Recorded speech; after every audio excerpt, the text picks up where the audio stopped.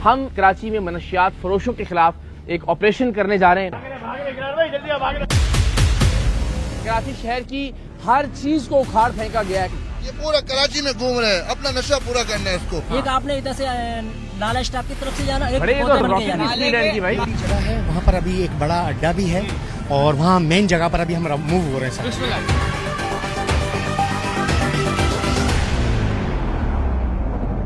क्या कर रहा था ये? 3000 किलोमीटर फी घंटे की रफ्तार से भागा लेकिन भाग नहीं सका। साफ सो रहे क्या गाड़ी आई है?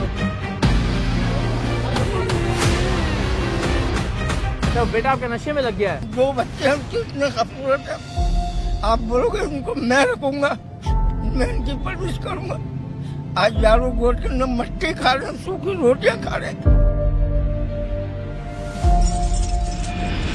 बिस्मिल्लाहिर्रहमानिर्रहीम, अस्सलाम वालेकुम। मैं हूं इकरारुल हसन और आप देख रहे हैं सरेआम। और आज का सरेआम दिलचस्प भी होने जा रहा है और हैरत अंगेज भी। इस वक्त मेरे अक़ब में आप न्यू कराची सब डिवीज़न की पुलिस नफरी देख रहे हैं। हम कराची की सड़कों पर जाएंगे। कराची में मनशियात फरोशों के खिलाफ एक ऑपरेशन करने जा रहे हैं। हम देखेंगे कि किस तरह से ये मनशियात फरोश ऑपरेट करते हैं, किस तरह से ये मनशियात बेची जाती हैं, कौन लोग इन मनशियात को इस्तेमाल करते हैं और मनशियात इस्तेमाल करने वाले मनशियात खरीदने के लिए रकम किन किन ज़राए से हासिल करते हैं, कौन से ऐसे जराइम हैं जो कि पनपते हैं मनशियात फरोशी की आड़ में।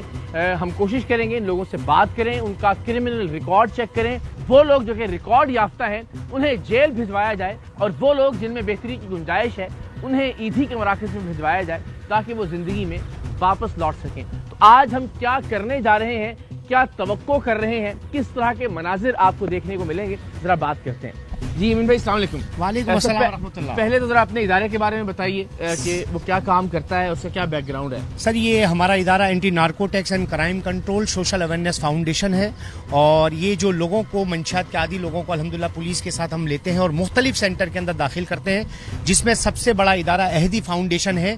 क्योंकि पुलिस के साथ हम वो रोडों के लोग जिनको जो है वो रोडों पर बैठे हुए पी रहे होते हैं, बेच रहे होते हैं, क्राइम कर रहे होते हैं, उनको वहां पर हम मुंतकिल करते हैं ताकि वो ठीक होकर नई जिंदगी गुजारे। ये हमारा सबसे पहला मंशूर है। जा रहे हैं तो आमतौर पर तासुर ये है कि जो मनशियात इस्तेमाल करने वाले लोग हैं वो बस पड़े हुए होते हैं, बेसुध पड़े हुए होते हैं, बेहोश पड़े हुए होते हैं और आसानी से उनको उठाकर थाने लाया जा सकता है। तो आप क्या एक्सपेक्ट कर रहे हैं इस ऑपरेशन में? सर ऐसा कुछ नहीं है। इसकी वजह ही कि वो पहले किसी जमाने में था कि वो सुकून के साथ पड़े रहते थे।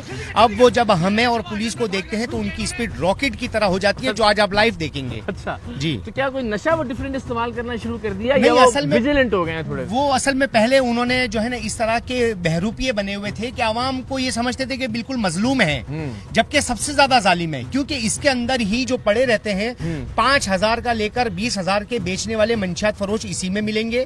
कराची की बाइक्स को चोरी करने वाले क्राइम वाले भी सारे इसी में मिलेंगे। और इनका एक बड़ा मामला मैं आपको वाजे कर दूं कि ये जो बाइक चोरी करते हैं ये खुलने से पहले अक्सर और बेशतर डकैतों के हवाले जाती है। उस बाइक पर वो डकैतियां करते हैं। अगर ये बाइक ही ना चुराएं तो डकैतियां भी ना हो। तो ये मैं आपके हाथ पे कुछ ब्लेड के और उसके निशानात भी देख रहा हूं। ये बिल्कुल अभी चंद दिन पहले इन्होंने मुझ पर हमला किया। बिलाल कॉलोनी थाने के SHO मौजूद हैं। इनके थाने में पिछले हफ्ते में ऑपरेशन था, उन्होंने ब्लेड मारी और ये 2 उंगलियां जो है मेरी आप ये देख रहे हैं ये दोनों टेढ़ी हो चुकी हैं।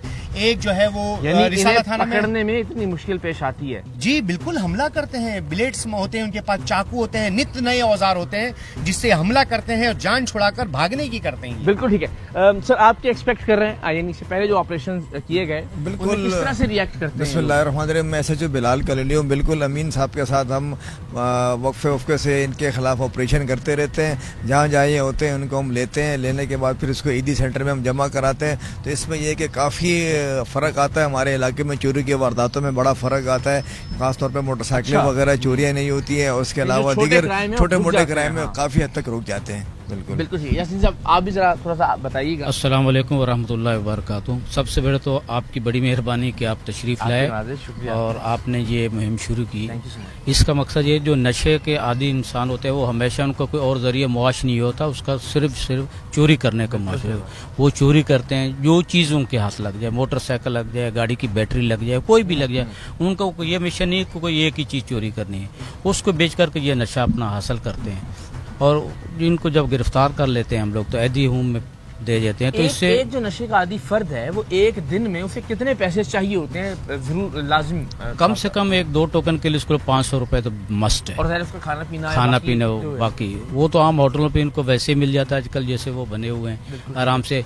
असल मसला तो इनका ये है कि इनको खाना पीना मुयसर हो जाता है, नशे के लिए ये जुर्म कर लेते हैं। यानी 20 से 30 हजार रुपए महीने के इनको कम से कम नशे के लिए चाहिए। बिल्कुल भी। और वो जुर्म के अलावा कोई और ऑप्शन नहीं है। घर वाले देते नहीं है, ना दोस्त अहबाब है, ना कोई और जरिया है मुआशरे। तो इसका मतलब वो जुर्म करते हैं। जब इनको पकड़ लेते हैं, उनको कैदी में डाल देते हैं, तो हमारा जुर्म पर भी बहुत कंट्रोल हो जाता है, मोटरसाइकिल थेफ्ट बहुत कम हो जाती है। तो ये इसकी वजह से ये बड़ा फर्क पड़ता है। चलिए जी, बस हम फिर निकलते हैं। ज़ाहिर है 2-3 मकासद है। एक तो ये कि ज़ाहिर है वो अफराद जो इस्लाह की गुंजाइश है जिनमें, उनको इंशाअल्लाह अज़ीज़ बेहतर ज़िंदगी की जानिब लौटाया जाए, और साथ ही साथ वो अफराद जो कि जराइम पेशा गिरोह का हिस्सा हैं, जो मनशियात फरोशों का हिस्सा हैं और ये मनशियात इस्तेमाल करने वाले ग्रुपों में शामिल हैं, उन्हें कैफरे किरदार तक पहुँचाया जाए। और साथ ही साथ इलाके के अंदर जो जराइम की सतह है, जो जराइम की शरह है, उसे कम करने की कोशिश की जाए। इन तमाम अफराद को इनके मकाम तक पहुँचाकर जिस मकाम के ये हकदार हैं। तो आइए बिस्मिल्लाह करते हैं। अभी फिर किस तरह से क्या प्लानिंग है? प्लान ये है कि ये अभी न्यू कराची की हुदूद में सिंध गवर्नमेंट हॉस्पिटल है। उसके अकब में अभी हमारे सोर्स लगे हुए हैं कि 15-20 वहाँ पर अभी आए हुए हैं। 15-20 वो लोग जो मनशियात इस्तेमाल करते हैं? इस्तेमाल भी करते हैं, उसी में बेचकर एक दूसरे को दे रहे होते हैं। वो सारी प्लानिंग भी कर रहे होते हैं। तो अभी 2 तरफ से उन पर घेरा करके उनको सबसे पहले हम लेते हैं इंशाल्लाह। चलिए, बिल्कुल ठीक है जी, आइए।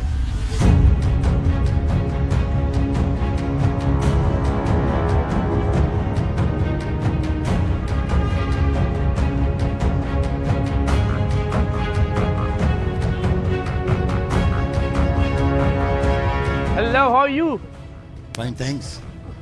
So what were you doing here? No. Nothing. What's your name? I'm Hyderali. Okay. I am what? What's your name? Okay. Jani. Where are you from? I'm from MA. MA? MS. MS. अच्छा, क्या बात है, जिंदाबाद। क्या हाल है आपका? मोहम्मद सईद। क्या नाम है आपका? मोहम्मद सईद। मोहम्मद सईद। सईद कहाँ से हैं आप? यहीं से, कराची से। यहीं से? अच्छा, चलिए ठीक है। और कौन लोग हैं जी? सर ये बहुत सारे आ गए। अच्छा, देखें जी, ये जो अमीन साहब की टीम है, ये दौड़ गए थे सारे लोग, इनको पकड़ के लेके। I'm कौमी हमारे साहिब बॉर्डर वैद मंदिर। अच्छा, ये ग्रीन वाला जो है, इधर आओ।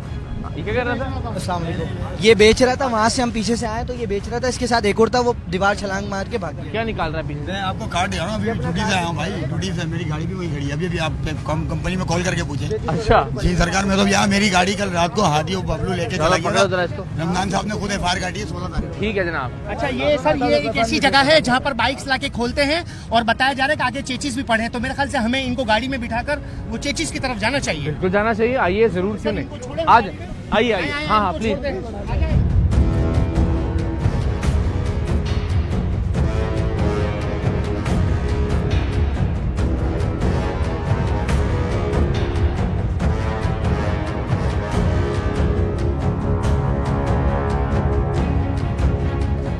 ये दिखाने और बताने का मकसद ये है कि जितने भी जराइम कराची में होते हैं वो इन्हीं अफराद के हाथों। आप ये देखिए, एक मोटरसाइकिल जो है वो ज़ाहिर है बिकने के बाद बस उसका ये वाला हिस्सा है वो यहाँ पे पड़ा हुआ मिला है। तो अंदाज़ा कीजिए कि जितनी चोरियाँ होती हैं, जितने छोटे मोटे जराइम है कराची शहर के अंदर, बदकिस्मती से यही लोग करते हैं। ज़ाहिर कोई और जरिया है, मुआश या जरिया आमदन नहीं होता है इन अफराद का।